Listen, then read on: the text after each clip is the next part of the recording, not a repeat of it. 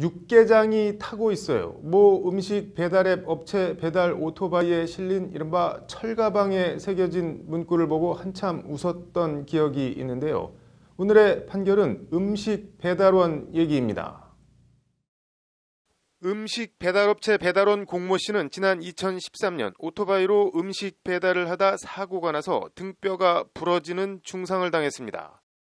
공 씨는 치료 과정에서 근로복지공단으로부터 진료비와 요양비 등 산재보험급여 2,500여만 원을 지급받았습니다. 공단은 이후 배달 대행업체에 보험급여의 절반을 징수한다고 통보했습니다. 이에 업체 대표 박모 씨는 이 돈을 못 내겠다며 근로복지공단을 상대로 산재보험금 부과처분 취소 소송을 냈습니다. 산재보험은 근로자에만 해당되는데 공 씨는 근로기준법상 근로자가 아니므로 애초에 보험급여를 잘못 지급했다는 것이 박 씨의 주장입니다. 1, 2심은 박 씨의 손을 들어줬습니다. 1, 2심 재판부는 먼저 배달 대행업체 배달원은 음식 배달원이라고 전제했습니다. 이 전제에 의해 재판부는 음식 배달원은 업무 시간과 근무 장소가 정해지지 않아 근로기준법상 근로자에 해당하지 않는다. 따라서 공 씨는 산재급여 대상이 아니다는 것이 1, 2심 재판부 판단입니다. 하지만 대법원 판단은 달랐습니다. 대법원 1부는 오늘 배달 대행업체 대표 박 씨가 근로복지공단을 상대로 낸 소송에서 원고 승소 판결한 원심을 깨고 사건을 서울고법으로 돌려보냈다고 밝혔습니다.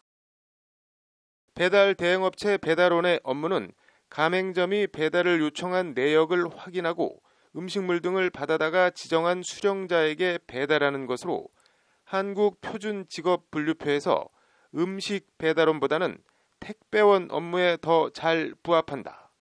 배달 대행업체 배달원을 음식 배달원으로 단정해 특수형태 근로 종사자에 해당하지 않는다고 판단한 원심 판결에는 필요한 심리를 다하지 않아 판결에 영향을 미친 잘못이 있다는 것이 대법원 판단입니다.